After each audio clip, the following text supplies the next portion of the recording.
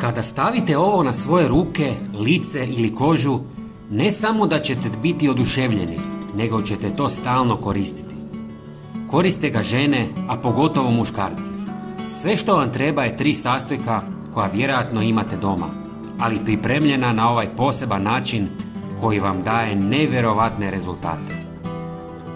Prvo što vam treba je 1 žlica zelenog čaja.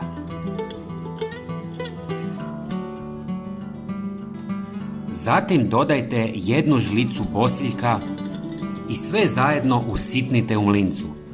Znam, sada se pitate zašto bi usitnjavali čajeve. Kada su u prahu, imaju puno intenzivnije djelovanje i puno brže otpuste svoje hranjive sastojke.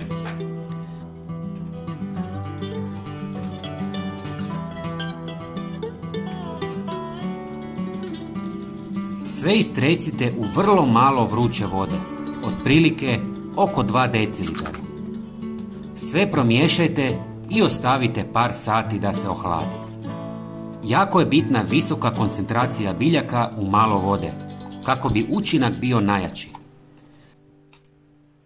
Procijedite kroz gazu kako bi dobili čistu tekućinu. Ova 2 sastojka možete kupiti kod travara na tržnici i vrlo su povoljna. Prijatelji, bilo bi nam drago da nam napišete u komentarima odakle nas gledate.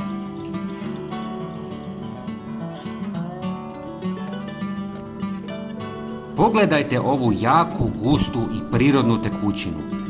Ne mogu vam riječima opisati kako fino miriše. Sada ćemo dodati zadnji sastojak, a to je 1 žlica kokosovog ili maslinovog ulja. Mi ćemo koristiti kokosovo. Sve dobro promiješajte i napunite sprej. Ova mješavina predstavlja iznimno jak eliksir za pomlađivanje kože.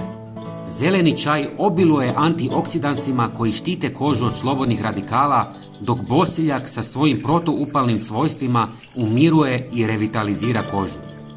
Kokosovo ulje bogato hidratantnim svojstvima dubinski hrani kožu, čineći je mekom i podatnom. Ova kombinacija prirodnih sastojaka djeluje na elastičnost kože i drastično smanjuje bore, a najvažnije od svega nema kemikalija. Svi prijatelji će vas pitati koja je tajna vaše mladosti. Ja osobno ovo koristim već duže vrijeme i jako sam zadovoljan. Mažite ruke kada god želite, a prvo isprobajte malu količinu da ne bi slučajno bili alergični. Dragi prijatelji, nadam se da vam je video bio zanimljiv. Puno vam hvala. Pozdrav!